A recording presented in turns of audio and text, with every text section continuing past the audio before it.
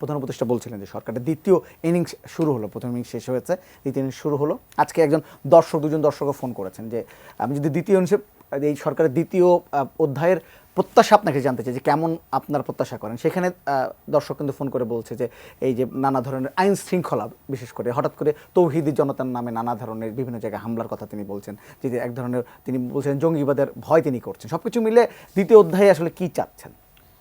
না দেখুন, আমি তো বললাম যে ডক্টর ইউনূস সাহেব একজন ভালো শ্রোতা, উনি একদম মনোযোগ দিয়ে শুনেছেন, কিন্তু ওনার কোনো আপনার অভিব্যক্তিতে বুঝতে পারিনি যে উনি কোনটাতে হ্যাঁ বলছেন কোনটা না বলছেন। এবং উপদেষ্টা মণ্ডলীরও একই অবস্থা। আমি অন্তত কোনো উপদেষ্টাকেই বলবো না যে তারা মানে আপ টু দ্য মার্ক বা মানে কোনো মানে মোটামুটি লেভেলের কাজ করছেন। তারা তো 6 মাস ধরে আপনার একটা রাষ্ট্র পরিচালনা করছেন, তারা নিজস্ব এক একজন 2-3টা মন্ত্রণালয় নিয়ে আছেন, তারা জন আকাঙ্ক্ষা পূরণ করতে পারছেন না। এবং এখানে যে আপনার মঞ্জু ভাই যেটা বললো যে সরকার যদি তার দৃশ্যমান না হয় অথবা তার কর্তৃত্ব প্রতিষ্ঠা করতে না পারে, তাহলে তো সেখানে কোনো কিছুই অর্জন করা যাবে না। তো কে সবচেয়ে বেশি ব্যর্থ মনে হচ্ছে আপনার কাছে? না, এখানে তো আইন শৃঙ্খলার ব্যাপারটা তো আমরা বারবারই আনছি। এবং আমরা আপনার উপদেষ্টা মণ্ডলীর আমরা যখন প্রথম কথা বলেছিলাম প্রধান উপদেষ্টা মহোদয়ের সাথে, তখনও 2-একটা রাজনৈতিক দল সরাসরি বলেছে, গতকালকেও বলেছে স্বরাষ্ট্র উপদেষ্টাকে আপনারা বাদ দেন। তারপরে ছাত্রদের পক্ষ থেকে বলা হচ্ছে, আমাদের পক্ষ থেকে বলা হচ্ছে, কারণ স্বরাষ্ট্র উপদেষ্টার বডি ল্যাঙ্গুয়েজে, আচার আচরণে, কথাবার্তায় ওনাকে এই মুহূর্তে যে রাফ অ্যান্ড টাফ হওয়া দরকার উনি সেটা হতে পারছেন না। আমরা বুঝতে পারছি যে হ্যাঁ পুলিশ সহযোগিতা করছে না, আমরা বুঝতে পারছি যে ফ্যাসিজমের দোসররা সেখানে আছে, আমরা জানি যে এক একজন আপনার সচিবকে 4-5টা হাসপাতালে ডিএনএ টেস্ট করানো হয়েছে, তারপর টেস্ট করে তাদেরকে তাদের আনুগত্যর পরীক্ষা উত্তীর্ণ হয়ে তারা সেখানে আছেন, এগুলো আমরা বুঝি। কিন্তু উপদেষ্টা মণ্ডলী আমার মনে হয় অনেকেই এটাকে একটা পিকনিক হিসেবে নিয়েছে। গতকালকে আমার কাছে অনেককে মনে হয়েছে যে আসলে এই যে দেশে এত বড় অভ্যুত্থান হয়ে গেল, বিপ্লব হয়ে গেল, এটার দিকে না গিয়ে তারা কিভাবে একটা রাজনৈতিক দল করবে এবং সেই দলের সাথে অংশগ্রহণ করে ভবিষ্যতে কীভাবে আপনার ক্ষমতা থাকবে, এই ধরনের একটা মনোভাব তাদের মধ্যে আছে। কিন্তু দেশের যে দৈনন্দিন মানে সমস্যার সমাধান করার ব্যাপারে তাদের মধ্যে, কালকে যানজটের কথাটা উঠছে, যে যানজটের ব্যাপারটুকু নিয়ে এখন তো আমি আপনাকে বলি, এখন আমরা এই কথাগুলো বারবার বলছি যে, এবং আমরা মনে করি যে কর্তৃপক্ষের কেউ না কেউ শোনা দরকার। যে আমরা অনেক দিন ধরে দেখছি যে মহাখালী বাস স্ট্যান্ডটাকে ঢাকা থেকে সরিয়ে নেওয়া হচ্ছে না।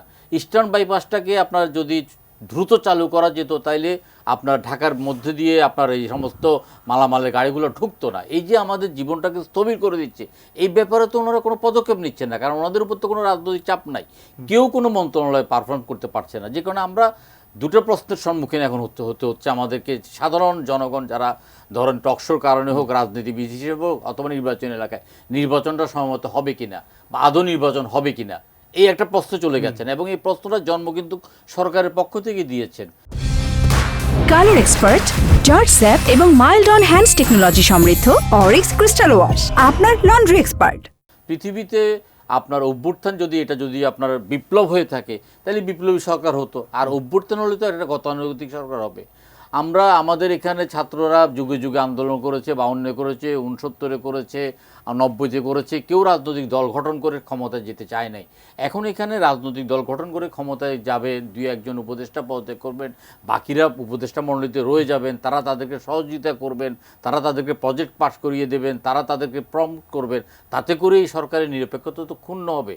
তাইলে তো আমরা যে একটা দলনিরপেক্ষ সরকারের জন্য আমরা আজকে 15 বছর কোনো নির্বাচনে অংশগ্রহণ করি নাই, 15টি এবং 3টা নির্বাচনকে আমরা বর্জন করেছি, তো সেইটা তো আপনার কোনো কার্যকর ভূমিকা পালন করবে না। এইসব বিষয় নিয়ে আমরা শঙ্কিত। এবং যখন স্থানীয় সরকার নির্বাচনের বিষয়টা কিন্তু হওয়ার কথা না, এটা হয়ে যাচ্ছে।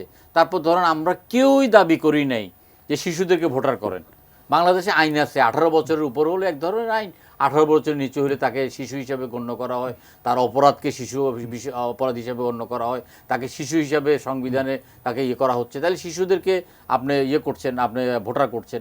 আবার ভোটে যুগে যুগে আমরা দেখেছি 25 বছর, সারা পৃথিবীতে 25 বছর আপনার কমপক্ষে আপনার নির্বাচনে অংশগ্রহণ করার বয়স, সেটাকে আপনি 21-এ প্রস্তাব করছেন। তো এটা কিন্তু করছেন যে মনে হচ্ছে যে পারপাসলি করছেন, এটা কিন্তু কারো দাবি না, এটা কিন্তু ছাত্রদের দাবি, এটা কিন্তু বৈষম্যবিরোধী ছাত্রদের দাবি। তো আপনারা জনগণকে উপদেষ্টারা কি কারণে জনগণের সাথে ছাত্র আন্দোলনের এই হিরোদেরকে মুখোমুখি করে দিচ্ছেন? এটা তো কোনো কারণ নাই, কোনো কারণ ছাড়া। আর আমরা যেটা বলছি যে বাংলাদেশে অনেকগুলো মন্ত্রণালয়, অনেকগুলো সমস্যা আছে, এই সমস্যাগুলো সমাধানের জন্য আপনি ব্যবস্থা করেন। আপনি মানে কোনো কিছুই হচ্ছে না।